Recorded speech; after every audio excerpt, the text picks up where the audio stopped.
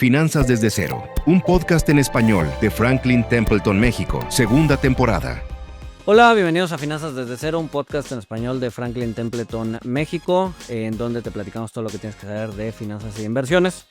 Mi nombre es Luis González y soy co-director de inversiones para la oficina de México y hoy me acompaña Mariana, soy trader aquí en el equipo de inversiones en Franklin Templeton, México. Perfecto. Y hoy vamos a hablar de cómo leer un prospecto de inversión, ¿no? En los capítulos anteriores hablamos un poquito de liquidez, de los objetivos, de sesgos del inversionista, y esto ya es un poquito más aplicado a todo eso, es decir, cómo leer un prospecto. ¿Y qué es un prospecto en general? ¿No? Un prospecto, no sé si nos puedas dar un ejemplo, Mariana, ¿no? De por qué es importante leer un prospecto o de qué es un prospecto. Bueno, imagina que vas a comprar un coche sin saber el modelo, el consumo de gasolina o las medidas de seguridad. Probablemente no lo harías así, entonces muchas personas invierten su dinero sin antes leer el documento que explica cómo funciona esa inversión. Sí, dale. Sí, y bueno, por eso es importante leer antes el prospecto. Exacto, el prospecto al final del día lo que te dice es qué es lo que estás comprando, ¿no? Como dices, como cuando compras un coche, generalmente pues quieres saber si es eléctrico, si es de gasolina, si es de diésel, ¿no? Y antes de comprarlo, pues tienes que saber más o menos las características del coche. Mismo caso en una oportunidad de inversión, ¿no? Cada oportunidad de inversión, fondos, ETFs, bonos en directo, acciones, todos tienen pues un documento que explica de qué va la inversión, ¿no? Tienden a ser largos, ¿no? Tú has visto algunos, tienden a ser largos, complicados, ¿no?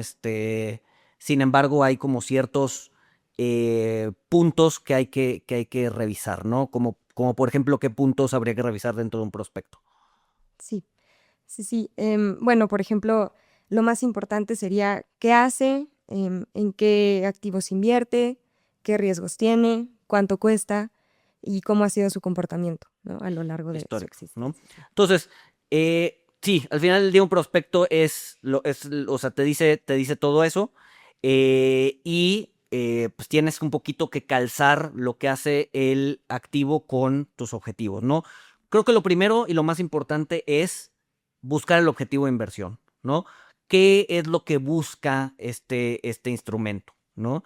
Te busca generar ingresos, te busca generar crecimiento de capital, invierte en renta fija, invierte en renta variable, ¿no? Entonces, creo que eso es lo básico. ¿Por qué? Porque como hablamos en el capítulo 2, es bien importante tener un objetivo de inversión y tenemos que hacer que ese objetivo se alinee con el objetivo del fondo, ¿no? Obviamente, si tienes un fondo, o sea, si quieres invertir en cosas líquidas o de corto plazo, pues no vas a invertir en un instrumento que sea de largo plazo o de acciones, ¿no? Y para conocer qué tipo de instrumento es, pues tienes que meterte al prospecto, ¿no? Sí. Entonces, también dentro del prospecto hay una cosa que se llama el benchmark, ¿no? Que es un poco también lo que te dice de qué va el prospecto. No sé si nos quieras platicar más o menos qué es un benchmark. Sí, bueno, los vehículos de inversión tienen rendimientos relativos y rendimientos absolutos. Y bueno, no importa, o sea, es bueno saber cuánto va rindiendo en lo que estás invirtiendo, pero también es importante compararlo con el resto del mercado o con lo que se tenga que comparar, ¿no? Entonces, el benchmark es un poco este punto de referencia contra el que lo comparas para saber si le va ganando a fondos que se parezcan o ETFs que tengan como o sigan el mismo como índice, etcétera, etcétera, ¿no? O sea, al final del día un ETF es como una cartera modelo, una cartera de mercado, ¿no? Y hablabas de dos cosas bien importantes, rendimiento absoluto y rendimiento negativo y rendimiento relativo, ¿no? El rendimiento absoluto es gané 5%, gané 10%, ¿no?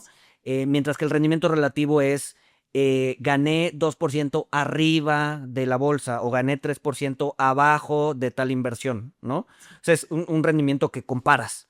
El benchmark lo que te ayuda es ver justamente ese rendimiento relativo, ¿no? Si, por ejemplo, estás en un fondo de equity y ganaste 10%, tú puedes decir, oye, pues 10% está padre.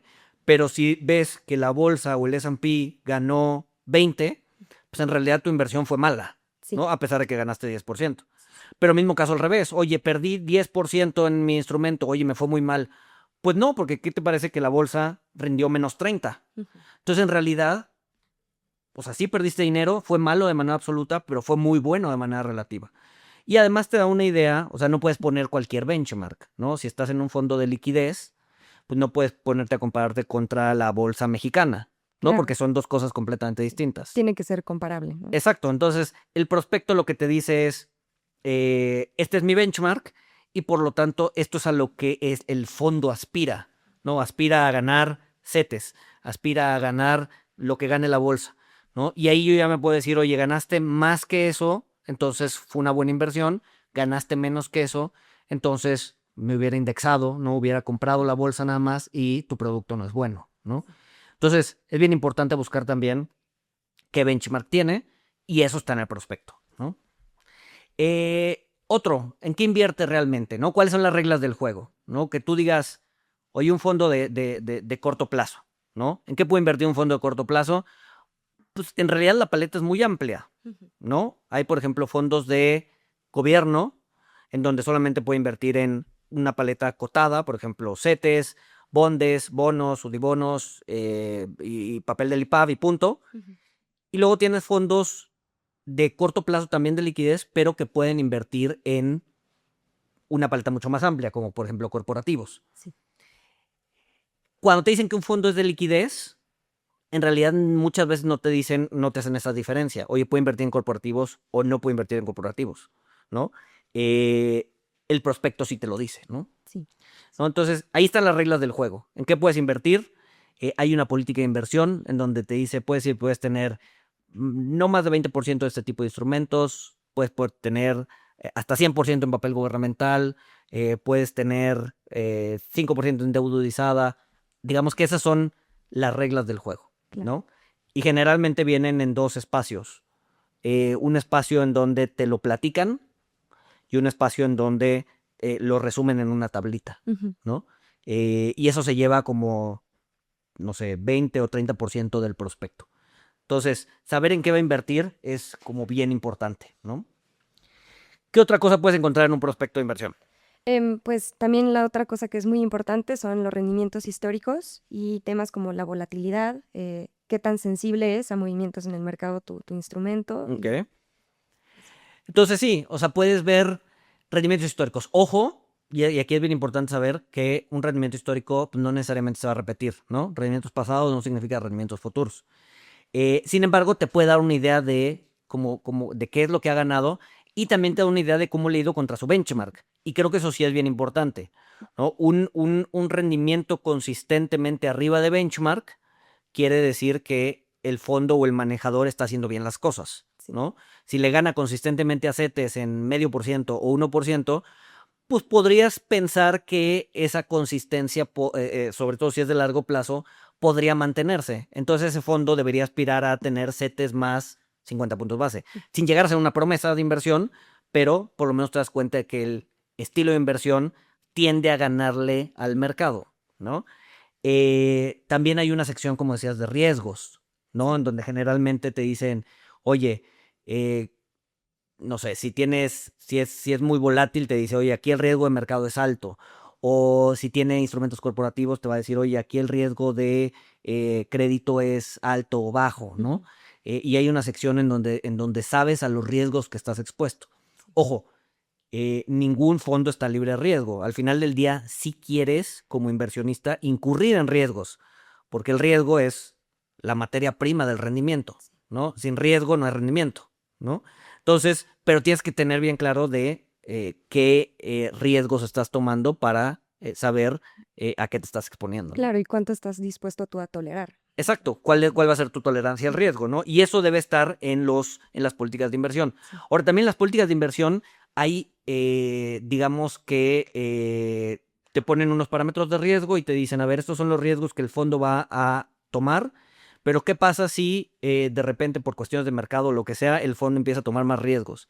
Entonces también hay, en el prospecto de inversión te dice los mecanismos que tiene el fondo para resarcir ese exceso de riesgo. Es decir, supón que el fondo puede invertir solamente en instrumentos AAA, ¿no? Y de repente uno de las posiciones del fondo le bajan la calificación a AA, ¿no? Entonces ahí el prospecto te dice, ok, si llega a pasar esto, tengo estos mecanismos para ya sea deshacerme de la posición o esperarme, o sea, sí mantener de manera temporal esa posición para evitar generarle un daño al inversionista, Sí. porque la verdad es que el peor momento para vender pues, es justo cuando te acaban de bajar la calificación, ¿no? Entonces, el fondo puede decir, oye, ¿sabes qué? Me bajaron la calificación, estoy en falta, pero tengo este mecanismo para resarcirlo eventualmente y que el inversionista pues, no necesariamente pierda, ¿no? Entonces, sí tienes tus riesgos, tienes mecanismos para saber cómo regresar ese nivel de riesgo cuando de repente te vuelan los parámetros, Claro, ¿no? sí. ¿Qué otra cosa puedes encontrar? También es importante fijarse en las comisiones y la duración y la liquidez de lo que vas a invertir, ¿no? Porque también invertir tiene un costo y no siempre es muy claro y no siempre es muy visible, y puede afectar eso el rendimiento de tu inversión.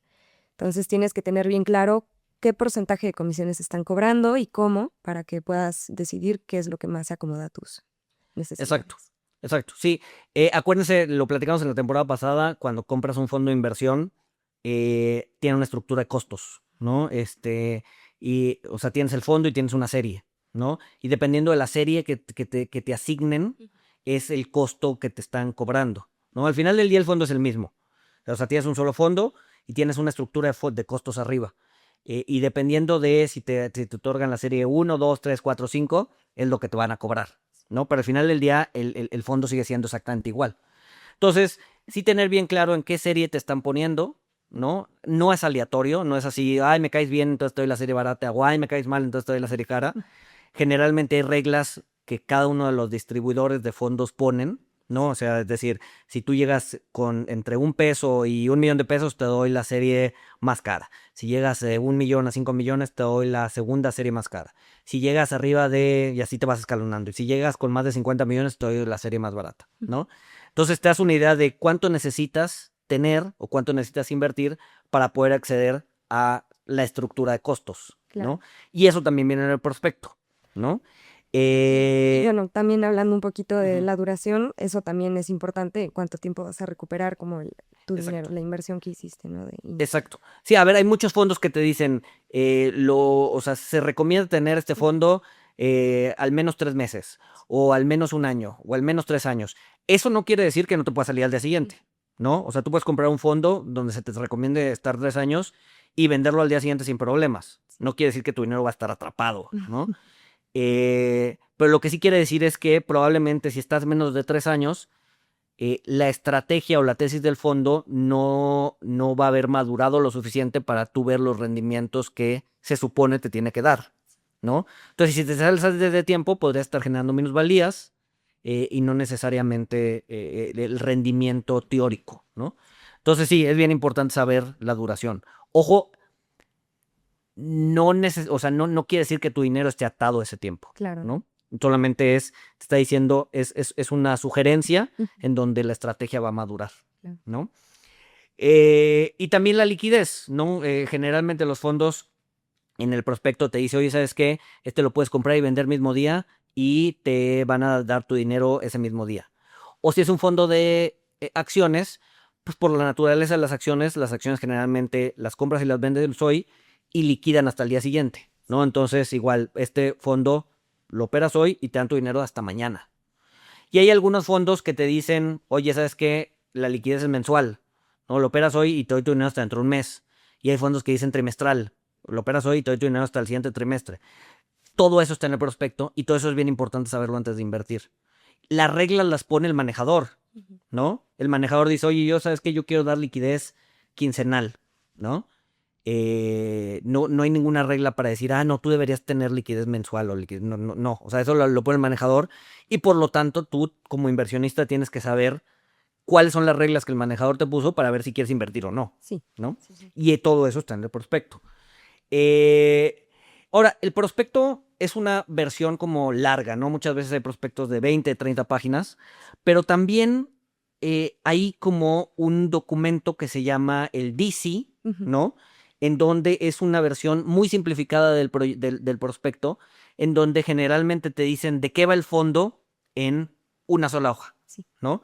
Y ahí te dicen, oye, ¿sabes qué? Este fondo tiene estas características, tiene estos rendimientos históricos, tiene esta cartera, tiene estos riesgos, muy concreto, muy resumido, no te explican nada, simplemente te los mencionan, te dicen esta es la estructura de costos y listo, ¿no? Y en una hoja puedes tener un overview del fondo, ¿no?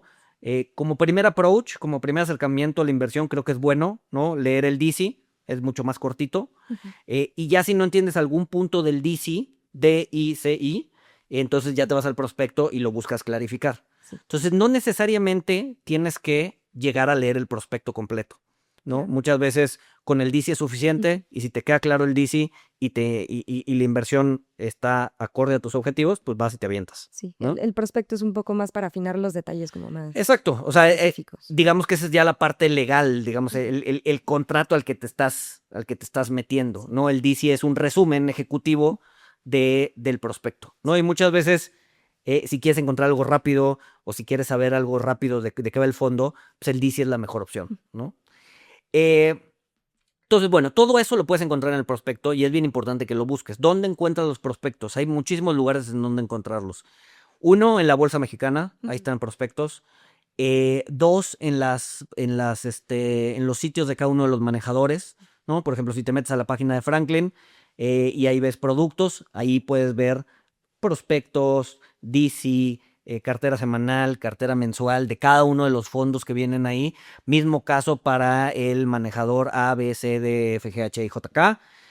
Todos los fondos y todos los bancos tienen que tener, y todas las casas de bolsa y todos los manejadores tienen que tener sus prospectos visibles y sus prospectos, digamos que fácilmente, o sea, los puedes encontrar muy fácil dentro de sus páginas por regulación. ¿Para qué? Para que el inversionista pueda saber de qué va el fondo que está comprando, ¿no?